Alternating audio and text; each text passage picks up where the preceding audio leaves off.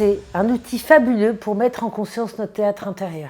Ce théâtre intérieur, ça veut dire qu'est-ce qui se joue à l'instant T, ici, maintenant, dans ma tête, dans mon cœur, dans mon corps, face à une situation de crise, une situation difficile, une situation de blocage.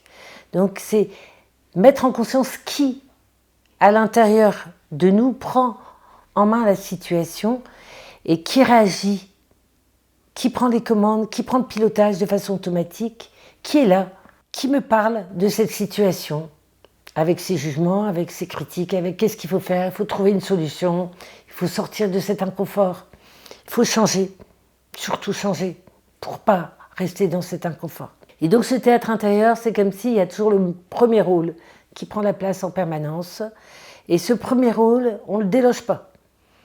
Et il met toutes les stratégies en place pour continuer à nous piloter en permanence, tellement il a peur qu'on recontacte notre inconfort, notre vulnérabilité, notre fragilité. On a 4, 5, 6 premiers rôles qui switchent en permanence dans notre vie et qui prennent les commandes de notre vie très très rapidement. Et puis, notre théâtre intérieur, à l'intérieur de ce théâtre intérieur, des rôles en coulisses, il y a des rôles oubliés, il y a des rôles qui sont moins souvent présents mais qui viennent de temps en temps, des rôles qu'on n'a jamais rencontrés de toute notre vie.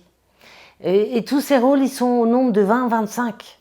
Donc c'est des rôles, c'est des personnages, c'est des voix.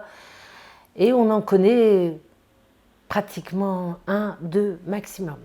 La démarche du Voice Dialogue permet de connecter, mais beaucoup plus que ça, permet de dialoguer. C'est-à-dire que la démarche, ça nous permet de se mettre en dialogue avec chaque rôle, chaque personnage, chaque voix, de les différencier, de leur donner de l'importance et de sortir de la cacophonie qui nous habite en permanence, d'accord ? C'est-à-dire que tous ces rôles, tous ces personnages, tout ce théâtre intérieur est cacophonique, tout le monde veut parler en même temps, et finalement il n'y a pas de metteur en scène. Et donc tout l'accompagnement avec le dialogue intérieur, c'est installer un metteur en scène qui est inexistant au départ. Et donc ce metteur en scène, il va nous permettre vraiment d'ajuster et de pouvoir réguler ces différents rôles selon les situations.